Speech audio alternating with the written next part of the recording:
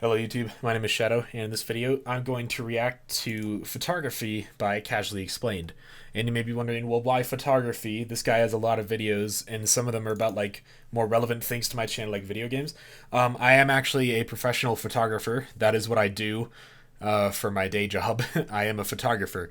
That's what I do during the day. So let's see what he has to say. I love Casually Explained. I think he's a really entertaining channel, and I like watching his videos. So let's see what he's got.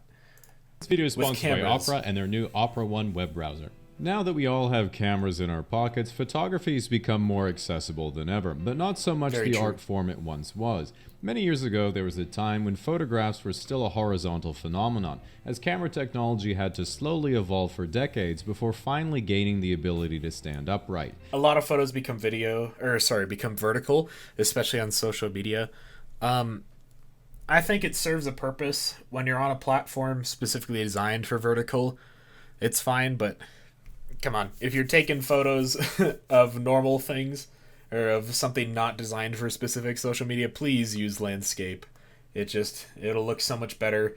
While parents around the world struggled to develop the perfect stance to master the artistic form, in modern times, however, Gen Z has become much more subtle and relaxed in their photographic style, realizing it's not how you take the photograph that counts, it's the caption you put on it before you send it to our inbox. Because all human beings on Earth have a cell phone...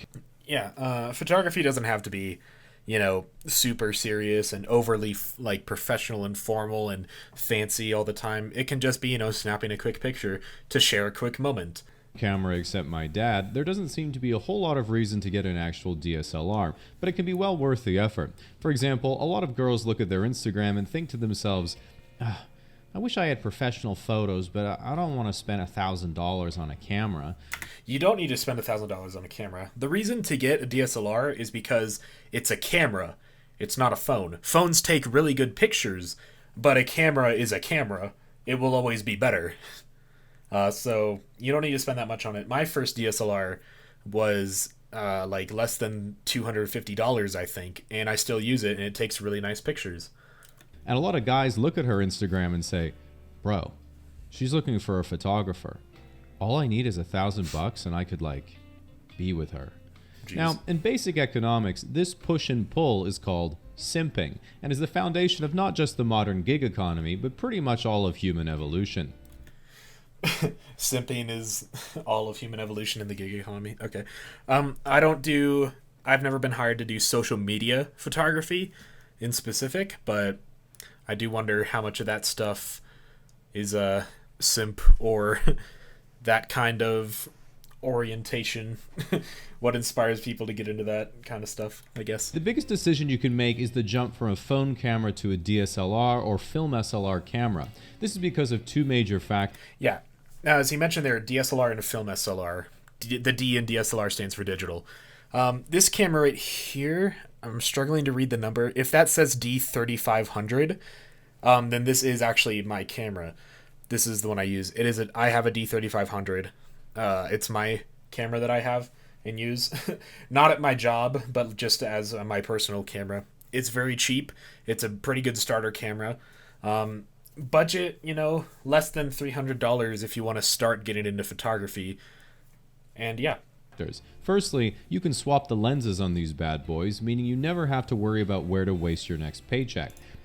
Yeah, lenses are very expensive. And that's another advantage cameras have over phone cameras is, especially with zooming in with lenses, you lose a lot of quality zooming in with a phone camera as opposed to zooming in with a lens on a camera. And also you can put on different lenses that are built for different things, like fisheye lenses, stuff like that, telephoto, other things. And just as importantly, they have a much, much bigger sensor. An entry-level DSLR has a sensor about 5 times bigger by area than most flagship cell phones, and professional full-frame DSLRs have a sensor about 12 times bigger. The reason the sensor... Now, even at my job, I don't believe we use full-frame cameras. I've worked with a couple different cameras, but we would use something more similar to this, maybe a little bit higher end. We don't use the huge ones or the big full-frame ones that much. But that's just with what I work with. Is so important is because a big sensor makes your photos look more professional. This is the industry term for a photo of anything with a blurry background. Yeah, so looking more professional photos. You don't need to know any photography like words to realize that the one on the right looks better. It's more colorful. The leaves are more defined. This looks kind of messy. Um, Even though both dogs are very cute looking, who doesn't like dogs? This one is more colorful. It has the blurry background. This is a bit more flat, not as colorful. Where the kids in 10 years will think was made with Midjourney. Now, newcomers to the field who are getting the hang of their camera inevitably made with Midjourney. I don't know.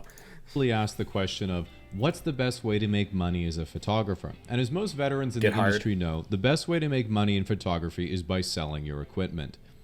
Yep. As I said with the lenses, this thing is very expensive. With that out of the way, when you get into photography, the most important thing you're going to be doing is figuring out what you enjoy taking pictures of. So let's go through some of your options. Okay. Macro photography. Unintuitively, macro photography is for taking pictures of things that are really small, like insects, flowers, or someone's eyeball. Micro photography, on the other hand, is for taking pictures of things that are really, really small, like plant cells, amoeba, and other microorganisms. While you might have expected me to make a joke about dick pics, I'm not using a macro lens for that. I'm, of course, using a wide angle. Wide angle photography. Oh my god. Yeah. Yeah, it is weird that macro is of small things. Wide angle photography makes things look way bigger than they are. Yeah, of course, he cuts right to that. Yeah. Yep. Use a wide angle lens to make things bigger. Tilt shift photography. Tilt shift is when the lens angle is altered from parallel and you get this neat miniaturizing effect. Yes. Oh, these things are very fancy. I want to get one day. That's how you get these kind of really, really super unique looking pictures that make large things look like miniatures. It's so cool. They're very fancy though, and a bit beyond me because I've never used one of these lenses. If you want to know what the experience is like, it reminds me of those videos where people try a $500 Japanese strawberry and are like, oh my god, this is amazing. Then 5 seconds later, they're like, well, I guess that was it. Wildlife photography. Wildlife photographers are some of the real OG photographers. I wanted to be a National Geographic photographer when I was a kid, so I studied all the equipment and all the creative ideas that won all the photo competitions. And while the judges of the Nat Geo photo competitions clearly never do that, I did discover that every pro wildlife photographer definitely did. And what made them stand out wasn't technical ability, it was that they were willing to camp in a Wait, hold on. Are these the winners of a lot of these like competition photographies? Because they're all the same. It's just the shadows of the things walking from a vertical perspective. And I guess getting that vertical perspective is a challenge, but still. They did. And what made them Because, I mean, seriously think you'd have to be like on a helicopter pretty much to get these photos. Or like on the top of a mountain looking down at them. And out wasn't technical ability, it was that they were willing to camp in a 5 square foot acrylic cage in the Arctic for a week to take a photo of a polar bear trying to eat them. And that seemed like a lot of work for a photo. Yeah. But every wildlife photographer I looked up said, your best photo is the one you take tomorrow. The joy is the never-ending search. And that really struck a chord with me, so thus began my first search, which was Nat Geo photographer average salary. And so I said, fuck that, I'm playing StarCraft. High dynamic range photography. Yeah. HDR photography is taking multiple photos at different exposures and then stacking them together to get more of the scene at the desired brightness. For example, our eyes have a pretty high dynamic range, meaning if you made a campfire at nighttime, you could stand back and see both the campfire and the stars in the sky. But a camera has a much smaller dynamic range, so if you took a picture of the campfire, the stars would be pitch black, and if you took a picture of the stars, the fire would look way too bright. This is the reason why if you watch the moon landing, you can see the astronauts and the moon clearly, but the sky is pitch black. This is because the camera that they were using simply didn't have enough dynamic range to see the LEDs in the studio. Disposable camera. Okay, yeah. Yeah, HDR. I've done a couple HDR photos just because I usually don't need to do them. But yeah, it's pretty much you underexpose a picture and then you take a few of different higher and lower exposures and then you combine them with post editing. I know some cameras can do HDR automatically, I believe. Mine can't. It's not that crazy. But yeah, I mean, it's just combining things to make a better picture overall. One of the most important things with good photos and more professional high-end photos, and something that I did in college a lot, was the post-processing of photos. It's not just going out and taking a picture, it is what you do with the picture afterwards before you like publish it. Photography. Even though the very hipster color palette is caused by the horrendous lens, flash, and camera quality, film is nevertheless a full-size 35mm sensor, meaning you're technically using pro-level equipment. One of the downsides of a disposable camera is that it's fun, which is in strict contrast to real professional photography, which must always be stressful or else you go to photography jail. Infrared. Yeah. One of my college professors for photography talked about he had this literal toy camera which wasn't disposable, but you could load in new film, but it was very cheap. And he said how much he loved taking photos with it because it was very simple and easy and fun. And because he was a professional photographer, he was able to get some really nice pictures out of it still. Photography. Infrared photography is a very niche type of photography that produces photos that look like this. The reason you'd want to take photos like this is because when you show someone, they're going to say, "Wow, those colors are so cool. How did you edit it like that?" Allowing you to tell them that it's not edited, that's just how your new camera works. And as you continue to explain your new hobby to this uninterested bystander, this actually tricks your brain into thinking you've made a friend. Landscape photography. Landscape photography requires two things: going to New Zealand or Norway, and then climbing a mountain. Yep. This is way too much work for so little clout, so just use AI for the picture and then avoid your friends for a month and they won't be able to tell the difference. Paparazzi photography. A lot of people criticize paparazzi because they recognize that celebrities have emotions just like everyone else, and anyone can be devastated by an embarrassing photo. When an insecure teenage girl doesn't get as many likes on her Instagram post in the first 10 minutes as she usually does, she gets upset, deletes the app, and wishes she could punch whoever's in charge of Instagram in the first place. Even if you're a billionaire on a super yacht and paparazzi posts a picture of you looking fat, then everyone on Twitter makes fun of you. It's the exact same thought process. First, I'll delete the app, then I'll punch Mark Zuckerberg in the face. Yep. Sports photography. Sports photography. Yeah, I don't know. Paparazzi are kind of controversial, I guess. There's good and bad ones, I suppose. Probably more bad ones. Is like the opposite of paparazzi photography. You're just trying to take a photo of a ball, but celebrities keep getting in the way. Portraiture. Yeah. Now, when it comes to portraits, there's so much diversity for photo shoots that there's really something for everyone, and so it really depends on what you want to do. For example, glamour. I want to shoot models for the covers of magazines. Pet. I want to shoot cute animals frolicking with their owners. Wedding. I want to shoot couples to remember their special day. Yearbook. I want to shoot high school kids.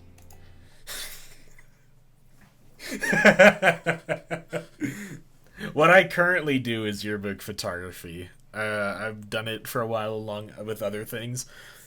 But yeah. Honestly, no, change it from high school to middle school. I'm sorry, but middle schoolers are some of the worst to do picture days for. There's not a single middle schooler who usually will ever like how their picture looks. And a lot of times with yearbooks, it's not that we're doing two things. We're taking pictures for the parents, and then we're also taking pictures for identification purposes, which is for like the school security and their like tracking the records of the students and all that. But yeah, yearbook photography, it's really not that bad. I think a lot of people don't like the picture person because, oh, they made me look ugly. No, we have to make people look a certain way because it's for IDs most of the time nowadays. And also, we need to have a good photo for the parents if they want to order photos. Yeah. So now that I'm demonetized, if you ever decide to become a professional photographer... Demonetized. Yeah. No, high schoolers, being fully honest, are not that bad. They're a little, loud when they're waiting in line, but that's fine. Like, most high schoolers with photos know how they look, know how they want to look, and are very easygoing with their photos. Sometimes you'll have someone who really hates their photo and just wants to do a retake. That's not that big a deal. But middle schoolers are usually where the trouble is because high schoolers, they can decide if they want to smile or not. Middle schoolers will almost never want to smile, and you kind of need to get them to, and that's annoying. And then elementary school kids will usually just listen to what you say because they're little kids. and get your first paid photo shoot, you might panic that the client might not like your photos. But don't worry, there's no way that the client can dislike your photos because you left your SD card at home on your laptop. Now, this is going to suck for the first wedding you ruin, but once you've moved cities to avoid those people, from now on you'll make sure to always have 16 memory cards from years past that you've never thrown away, even though most of them could barely hold a Mario Party save file. Hold on, I'm going to take a picture right now with my phone, and if I remember, I'll edit it into the video. I literally have 3 SD cards and an SD card reader beneath my monitor where this frame is right now. Compulsive hoarding also applies to batteries, second and third cameras, tripods, flashes, laptops, and literally yourself, which is why almost all pro photographers have an assistant photographer, just in case they themselves have a heart attack during the shoot and disappoint the client. This level of paranoia... Yeah, I have some... I'm looking around my desk now. I have so much photo stuff around me. I have, to my right, a tripod. I have my battery charger to my left, along with a lens cap for my photos. I have a stand for one of my GoPros. I have my GoPro batteries to my right, a hard drive where I store my extra images on. I have 2 tripods to my left. Wow, I am being called out right now. Paranoia might seem excessive, but it's nothing compared to when you have to fly somewhere with your equipment and the check-in lady says, "Okay, your bag is checked through to Los Angeles." Oh, my mistake, I meant Las Vegas. And you're just there thinking this is not going to be a good trip to Vancouver. The joke, of course, being that you're flying Air Canada, so you were never leaving the airport anyway. If you're new to gig work, the unfortunate reality is that much like being a Reddit moderator, you'll very quickly realize that your income doesn't relate to how much you think you deserve, it's based on how much other people think you deserve. Meaning the hardest part of trying to be a professional photographer isn't taking the photos, it's dealing with the clients. Yep. Because you have to remember the freelance paradox. The lower the budget, the higher the expectations. If you're offered $500 to shoot a wedding by someone on Marketplace or Craigslist, you're going to get a CVS receipt of instructions, 20 unannounced edit requests, and then they're going to ask for a discount because they didn't look like Ana de Armas and James Bond like they asked for. In contrast, if a corporation pays you $5,000 and flies you out to shoot an industry mixer, you'll send them a couple of sample edits to see what type of photos they were looking for in the final package, and in 25 seconds you'll get a message back saying, "Money sent. Thank." Well, this might seem like... I haven't done weddings yet because I feel like weddings would be very high-end stress, but I know many people that I've worked with have done weddings, and it really depends on the client, and more specifically the bride, on how high stress and how specific the photos have to be. But for the most part, it's just capturing the events, get the family pictures, cake being cut, get the, things that just happen at the wedding, the big events, really. Like the opposite of what you expected, this phenomenon is easily explained by my golden rule of bureaucracy. Give me a problem, and I'm willing to spend any amount of someone else's money to solve it. Ultimately, photography has become more difficult than ever to make a living, and almost all professional photographers have now transitioned to video and content creation because many of the skills... God damn it, I'm being called out so hard. This is why I make YouTube videos. With me, I actually went to college for video, and then I did photography as the side hobby. But now that I do photography as a job, I also do video on the side. He's so damn accurate with these. Of composition, lighting, framing, and emotional storytelling carry over to video and can make a lot more money, whether it's many-vids, clips for sale, or just vanilla OnlyFans. And while ex-wedding photographers are now following the money instead of... Okay, well, I don't do this stuff, but it took me a while to get that joke, but I'm sure that makes a lot of money, but that's not what I do. God. Ultimately, that's just basic economics. Speaking of basic economics, as a YouTuber, I make my income from ads, which is why whenever I get a new computer or use a new web browser, the first thing I do is get an ad blocker. I do this, of course, to remind myself that my own livelihood is hanging on by a thread. But today's video sponsor, Opera, has recently released a new AI-integrated web browser, Opera 1. Okay, it seems that the rest of this is just going to be about Opera GX. So, yeah. Photography. There's many different ways to do it. A lot of it does involve dealing with clients, and ultimately, if you want to get into photography just as like a basic hobby or something, go for a budget DSLR, learn how to use it. You'll probably have a lot of fun experimenting with that. That's really the big thing, is experiment, do different things. one of my biggest things in college with my photography classes was we would do different things. We would go out for hikes and do photography. We would go into the main city and take street photography. Experiment. We did HDR. We experimented with black and white grayscale photos, stuff like that. Just kind of, experiment, try things out, and also learn some post processing. And I guess that's all I have to say. I really hate how accurate some of the things he said were in this.